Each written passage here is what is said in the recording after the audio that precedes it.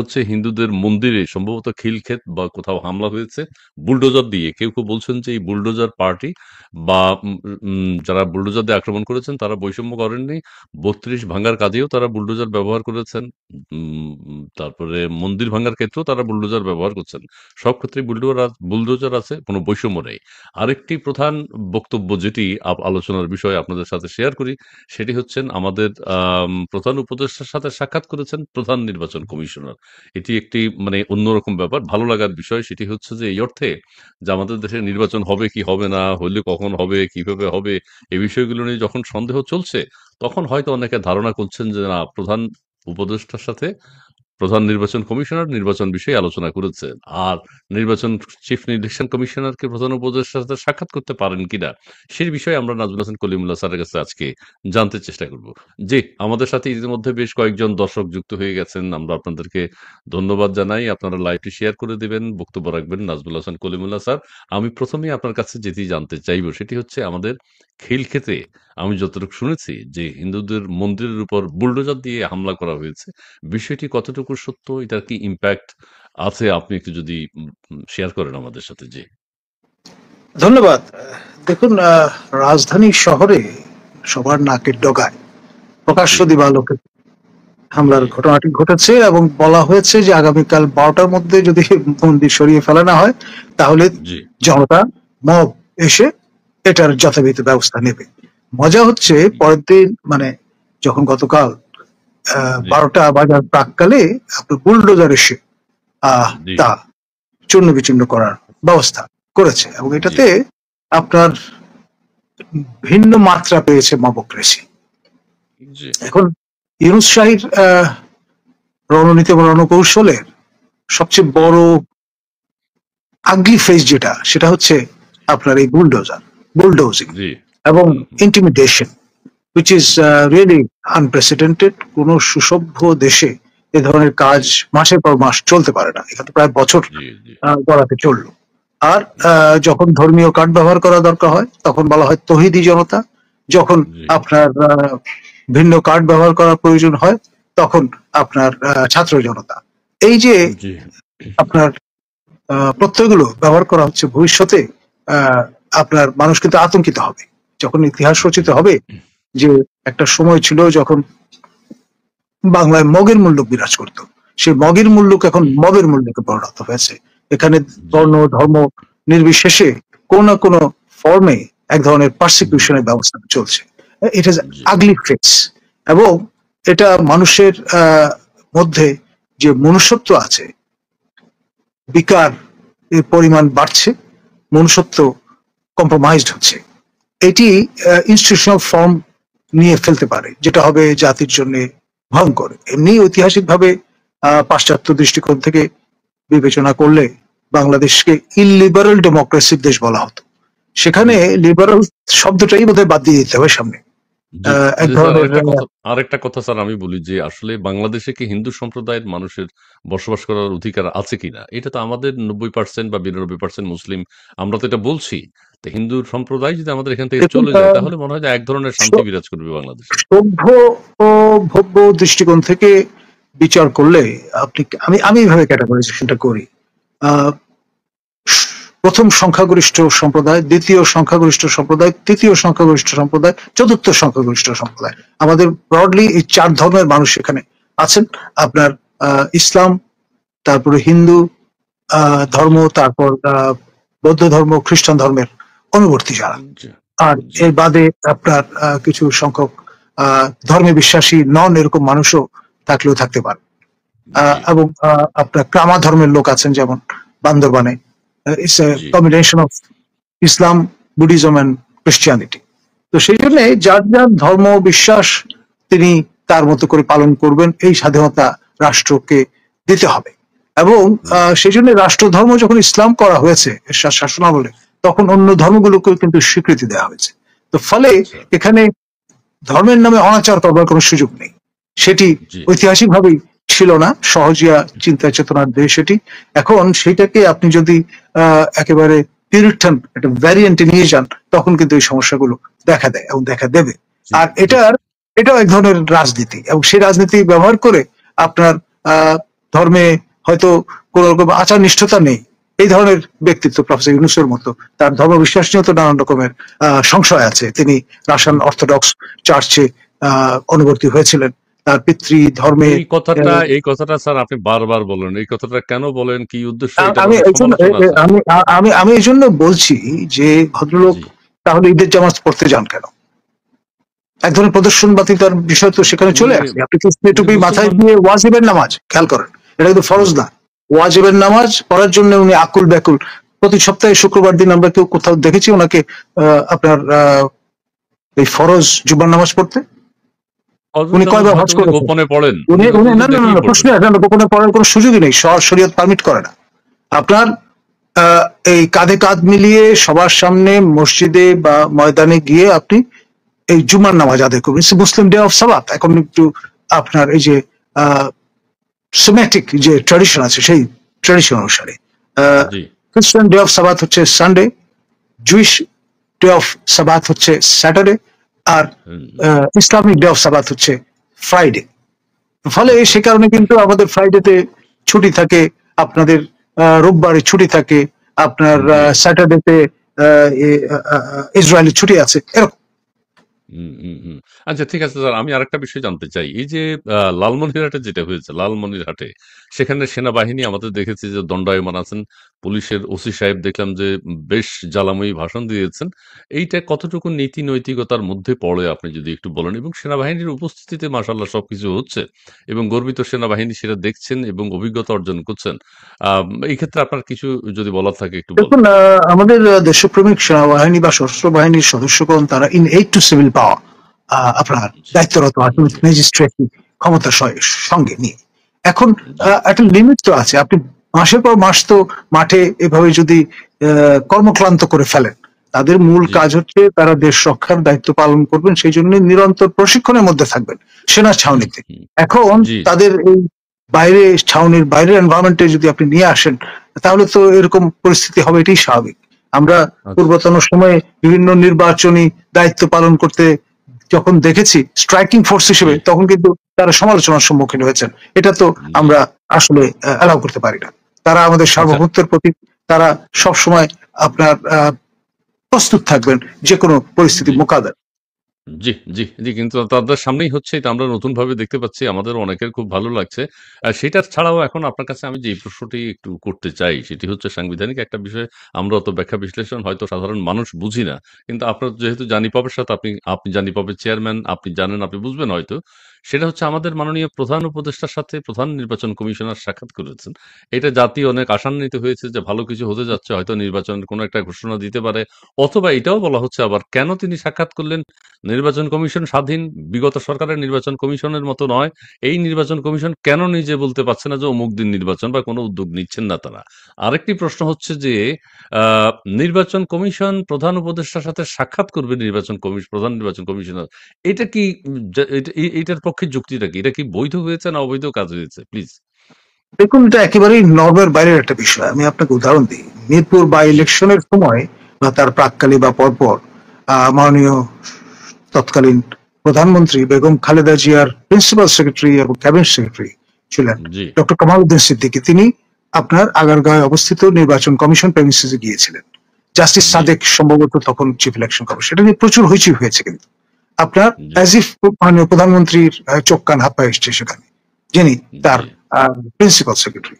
তো জি যেখানে principal secretary আসলে সমালোচনার কারণ হয়, সেখানে স্বয়ং যিনি প্রধানমন্ত্রী মর্যাদায় প্রধান উপদেষ্টা এবং তার সরকারি বাসভবন বা অফিসিয়াল রেসিডেন্স যাই বলুন, সেখানে যখন মাননীয় প্রধান নির্বাচন কমিশনার মহোদয় উপনীত হন, ডেফিনেটলি এটা আনপ্রেসিডেন্টেড একটা সিচুয়েশন তৈরি করে বা একান্ত বৈঠক। আপনি খেয়াল করেন, চিন্তা করে দেখেন, জাস্ট ইমাজিন যে একান্ত আপনার বৈঠক, হ্যাঁ। কাজী হাবিবুল আউয়াল কিংবা আহ, নুরুল হুদা কিংবা রকিব মহোদয় কিংবা ডক্টর এটিএম শামসুল হুদা, তারা পর্যায়ক্রমে আপনার সাবেক মাননীয় প্রধানমন্ত্রী শেখ হাসিনা কিংবা সাবেক মাননীয় প্রধানমন্ত্রী আহ, বেগম বেগম খালেদা খালেদা জিয়া, জিয়া। অথবা হুম, অথবা মাননীয় প্রধানমন্ত্রীর পদমর্যাদায় নিয়োজিত মাননীয় প্রধান উপদেষ্টা ডক্টর ফখরুদ্দিনের এই পিএমও, সাথে প্রাইম মিনিস্টার্স জি অফিস বা চিফ হুম, অ্যাডভাইজার্স অফিসে গিয়ে যদি উপনীত হন, এটা ডেফিনেটলি মনে হবে রেড়ে করে উঠবে সবাই। এটা তো হতে পারে না আহ, যে যেখানে আমরা দীর্ঘদিন সংগ্রাম করে সিভিল সোসাইটির পক্ষ থেকে এনশিওর করেছি যে প্রধানমন্ত্রীর কার্যালয় কিংবা প্রধান উপদেষ্টার কার্যালয় থেকে আপনার নির্বাচন কমিশনকে বিযুক্ত করতে হবে, এবং জি দৃশ্যত জি কোন রকমের এই ধরনের সংযোগের আহ, অবস্থা বিরাজমান থাকবে না। সাক্ষাতের এই ধরনের সাক্ষাৎ কোনো মানে তারা প্রশ্নই যে আসে দেখা না। করবে কথা, রেয়াজলি, এটা এটা কখনো আনপ্রেসিডেন্টেড। হতে, এটা হতে না, পারে না। কখনো এর আগে আমি দেখিনি, অন্তত এই 30 বছর ধরে আমি দেশে বিদেশে নির্বাচন পর্যবেক্ষণ করি। এটা আনপ্রেসিডেন্টেড, নর্মের বাইরে। জি হতে পারেন তিনি জি নোবেল লরেট, হতে পারেন তিনি বিশ্ববিখ্যাত মানুষ, কিন্তু সেটা তাকে এই অধিকার বা সুযোগ ও দেয় না সরকার প্রধান হিসেবে তিনি একান্ত সালা পরামর্শ করবেন। নো, ও আমরা তো খুব খুশি হয়েছি সাংবিধানিক স্যার, যে আমরা যারা দায়িত্ব। জানি, আমরা স্যার আমি একটু শেষ করি স্যার, আমরা তো খুব খুশি হয়েছি স্যার যে প্রধান উপদেষ্টার সাথে প্রধান নির্বাচন কমিশনার সাক্ষাৎ করেছেন, তার মানে একটা ভালো কিছু হতে না না, যাচ্ছে। সাক্ষাৎ এর করেছেন শুধু না, একান্ত বৈঠক করেছেন, হুইচ ইজ রং। একান্ত এটা বৈঠক পারেন না। করেছেন, হ্যাঁ হ্যাঁ, একান্ত বৈঠক করে পারেন না এটা। জি, না, নর্মে নাই, ও আনপ্রেসিডেন্ট। আপনি শেখ হাসিনার সঙ্গে কোন প্রধান নির্বাচন কমিশনারকে বা মাননীয় সাবেক প্রধানমন্ত্রী, যখন তিনি প্রধানমন্ত্রী ছিলেন, বেগম জিয়ার সঙ্গে যদি কেউ এসে এভাবে দেখা করতো নির্বাচন কমিশন থেকে, একজন সচিব যদি আসতেন, তাহলে এটা নিয়ে সমালোচনা হতো। আর সেখানে স্বয়ং ও শপথ গ্রহণ করেছেন রাগ বিরাগের বশবর্তী হয়ে তিনি কোনো কাজ করবেন না। তাকে আপনি জি হয় ডেকে পাঠিয়েছেন অথবা তিনি স্বপরিণত হয়ে গেছেন। কাজটা আসলে ভালো হয়নি। ভালো ভালো নজির হিসেবে এটা কখনোই আপনার সাইটেড হবে না। ও আচ্ছা আচ্ছা, তাহলে এখন কি হবে স্যার? উনি তো কথা বলে ফেলছেন এবং পত্রিকায় এসছে যে উনি এমনি রুদ্ধদ্বার বৈঠক করেছেন, আপনার, না রুদ্ধদ্বার না, বৈঠক করেছেন। ডেফিনেটলি ওই একান্ত বৈঠক আর কি। আপনার এমনি প্রফেসর ইউনূসের সরকারের নিরপেক্ষতা নিয়ে নানান রকম প্রশ্ন আছে। এখন জি সঙ্গে যদি এই বিষয় এসে যুক্ত হয়, তখন ব্যাপারটা কি দাঁড়াবে? অনেকেই সন্দেহ করবেন যে এটা কি সাধারণ নির্বাচন বিষয়ে আলোচনা হয়েছে, না স্থানীয় সরকার নির্বাচনের প্রস্তুতিমূলক আলোচনা হয়েছে, না গণভোট করবার একটা চিন্তা ভাবনা হচ্ছে। Who knows? এটা তো একটা ষড়যন্ত্র। তাহলে সাক্ষাৎ করার বিষয়টা আমরা যে ভালোভাবে দেখছি সেটা না। না না না, বিষয়টা তো এত সরল অঙ্ক নয়। আপনাকে এটা বুঝতে হবে, আনপ্রেসিডেন্টেড, নর্মের বাইরে, কোনো পূর্ব দৃষ্টান্ত নেই আমার জানা মতে। যাই হোক, নিকট তাহলে থেকে তো এটা যে এটা হতে পারে না, যেখানে আমরা প্রধান নির্বাচন কমিশনারদের উপর আজকে দেখতে পাচ্ছি মানে যে এই কয়েকজন। অবস্থায় হয় হয় আপনার মাননীয় প্রধান উপদেষ্টার দায়িত্ব থেকে সরে যাওয়া উচিত, জি অথবা মাননীয় প্রধান নির্বাচন কমিশনারকে ইস্তফা দেওয়া দরকার। দুটো একসঙ্গে চলবে না। খুব গুরুত্বপূর্ণ কথা বললেন। এটা হচ্ছে তাহলে এটা কি সংবিধান লঙ্ঘন বা এটা কিসের আওতায় পড়ে স্যার? প্রধান নির্বাচন কমিশনার এটা সাক্ষাৎই করতে পারেন না? এটা আনপ্রেসিডেন্টেড নর্মের বাইরে একটা বিষয়, এটা হতে পারে না। আম, প্রিয় এটা দর্শক নিয়ে প্রশ্ন আপনারা উঠবে। নিশ্চয়, জি জি, প্রিয় দর্শক আপনারা নিশ্চয়ই শুনতে পেয়েছেন যে কলিমুল্লাহ স্যার যে কথাটি বলেছেন, তিনি যেহেতু জানি পাপার চেয়ারম্যান ছিলেন, নির্বাচন বিষয়ক তার অনেক জানাশোনা আছে, বিষয়গুলো তিনি জানেন। আসলে প্রধান নির্বাচন কমিশনার, প্রধান উপদেষ্টা বা প্রধানমন্ত্রী বা প্রধান কারণ কোনো প্রধানের সাথে সম্ভবত দেখা করার কোনো সুযোগ নেই। সেনার প্রধান হোক বিধান আর নেই, নজির রাষ্ট্রপ্রধান নেই। হোক, অর্থাৎ কোনো প্রধানের সাথে তিনি দেখা করতে পারবেন না, না, কথা বলতে না। পারবেন, এটা স্বাভাবিক। উনি যেহেতু একমাত্র প্রধান নির্বাচন কমিশনার হিসেবে তার কমিশনার বিন্দুদের সহ আপনার জি, মহামান্য রাষ্ট্রপতির সঙ্গে বৈঠক করতে পারবেন, আচ্ছা যেহেতু আচ্ছা তিনি আচ্ছা আচ্ছা আচ্ছা। অ্যাকাউন্টেবল টু মহামান্য রাষ্ট্রপতি। সে কারণে বছরে একবার আহ হয়তো ওই বার্ষিক প্রতিবেদন হাজির করলেন, বা নির্বাচন বিষয়ে আপনার অভিজ্ঞতা শেয়ার করলেন, সেটা ভিন্ন বিষয়। কিন্তু মাননীয় প্রধানমন্ত্রী বা মাননীয় প্রধান উপদেষ্টা তিনি কিন্তু সরকার প্রধান, সরকার প্রধানের সঙ্গে দেখা করার কোনো নজির নেই, দস্তরও নেই। ও, ওকে, ওকে। আচ্ছা, যাই হোক, নির্বাচন এটা একটা গুরুতর আমি যাই হোক, আপনি একটা অভিযোগ ব্যত্যয় করলেন, ঘটেছে, এটা কিন্তু ব্যত্যয় ধরে ঘটেছে। দিয়েছেন। এটা কিন্তু ওই যে সাধারণ মানুষ আমরা যারা আছি, আমরা এখন এই প্রথম বুঝলাম আপনার মাধ্যমে। এটা এটা এটা আমাদেরও মাথায় ছিল, কিন্তু জিনিসটা যে এইরকম বুঝতে পারিনি। জিনিসটা যে এত গুরুত্বপূর্ণ যে আসলে প্রধান উপদেষ্টার সাথে প্রধান নির্বাচন কমিশনার, প্রধান বিচারপতিও কি সাক্ষাৎ করতে পারেন এই ধরনের কোনো না বিষয়ে? করাটাই ভালো। মানে না স্টাইলটা করাটা হচ্ছে তো ভালো। আইসোলেটেড থাকবেন, এক্সিকিউটিভ লেজিসলেটিভ জুডিশিয়ারি মাখামাখি করবে না, সমান জি, নৈকট্য এবং সমান দূরত্ব বজায় রাখবে, এটাই এক্সপেক্টেড। এটা এক্সপেক্টেড। সেপারেশন অফ পাওয়ার তত টাইপ নেই। দুদকের চেয়ারম্যানও কি সাক্ষাৎ করতে পারেন প্রধান উপদেষ্টার সাথে বিনা কারণে বা আহ, কোনো কারণে? এখন ব্যাপারটা দাঁড়িয়ে গেছে এরকম যে মাননীয় প্রধান উপদেষ্টা তিনি বগল জি, দাবা করে যখনই বিদেশে যাচ্ছেন, আমাদের সম্মানীয় প্রধান দুদক প্রধান চেয়ারম্যানকে উপদেষ্টাকে নিয়ে নিয়ে যাচ্ছেন গেছেন। জি, ফাইলপত্র সহ। এর আগে থাইল্যান্ডে দুদক হাজির চেয়ারম্যানকে। হয়েছিলেন, এবার হুম, হুম, আপনার যুক্তরাজ্যে হাজির হয়েছেন। হুম। আচ্ছা, আরেকটা কথা বলতে চাই, দুদকের প্রসঙ্গ যেহেতু আসলো, আপনার বিরুদ্ধেও দুদকের বিভিন্ন কথাবার্তা আমরা শুনতে পেয়েছি এবং দেখুন, এটা ভিতরে খুবই আ আ আনফরচুনেট। আমি আমি আপনার একটু বলে বিগত ফেলাই স্যার। সরকারের জি, মন্ত্রী দীপু জি, মনির ব্যাপারে জি, আমাদের আপত্তি ছিল। তাকে নিয়ে আমরা প্রেস কনফারেন্স করি, তার ইস্যু নিয়ে, তার ইন্টিগ্রিটি নিয়ে প্রশ্ন তুলেছি। সেই জন্য তিনি অগ্নি শর্মা হয়েছিলেন, ক্ষিপ্ত হয়ে তার অধীনস্থ বিশ্ববিদ্যালয় মঞ্জুরি কমিশনকে তৎকালীন যারা ছিলেন তাদের ব্যবহার করার চেষ্টা করেছেন, আইএমইডি কে আপনার আহ, ব্যবহার করার চেষ্টা করেছেন। আহ, হুম, হুম। এবং সাবেক পরিকল্পনা মন্ত্রী ভালো মানুষ ছিলেন বলে সবাই জানতেন, তাকে পর্যন্ত তার অজ্ঞাতে স্বাক্ষর করিয়ে নিয়ে আপনার এই ফাইলপত্র রেডি করেছেন, মানে যেটা কোনো রকমের ভিত্তি নেই, পশ্চয়বা আপনার। না, না। আমরা যদি বলেন খুব বেশি হলে আমরা হয়তো নিয়মের ব্যত্যয় করেছি। কেন করেছি? মন্ত্রীর অসহযোগিতার কারণে। আচ্ছা, আচ্ছা, এখন এখন তিনি আপনার যদি নাকি জি, আপনার সহযোগিতা করতেন, গঠনমূলক চিন্তা ভাবনার মধ্যে থাকতেন, তাহলে এটার প্রয়োজন ছিল না। এখন জি, আপনি এটাকে ব্যাখ্যা করার চেষ্টা করছেন যে ঠিকাদারদের সঙ্গে যোগ সাজস করে ঠিকাদারদের জামানতের টাকা আমরা হুম, তাদের ব্যবহার করতে দিয়েছি। এখন তারা তো হুম, আপনার খাওয়া দাওয়ার জন্য এটা ব্যবহার করেনি, করেছেন নির্মাণ কাজে, যেহেতু দীপুমণি নির্মাণ কাজের জন্য বরাদ্দ টাকা বন্ধ করে দিয়েছেন। এখন জি, ইতিমধ্যে সংগৃহীত ইট, বালি, সিমেন্ট, রড এগুলো তো নষ্ট হয়ে যাবে। এখন এগুলো জনগণের করের টাকায় কেনা, সেগুলো নষ্ট জি, হলে তখন আবার দায় আমাদের উপর দেওয়া হবে যে আমরা তত্ত্বাবধান করিনি।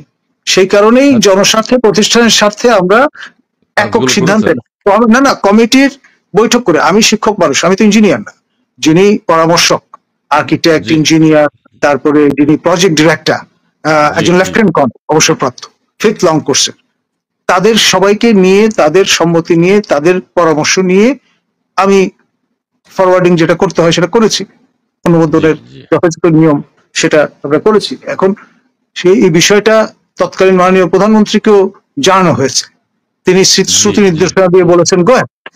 এখন জি, আমাদের তো কাজ করতে হবে, কাজ ফেলে রাখা যাবে না।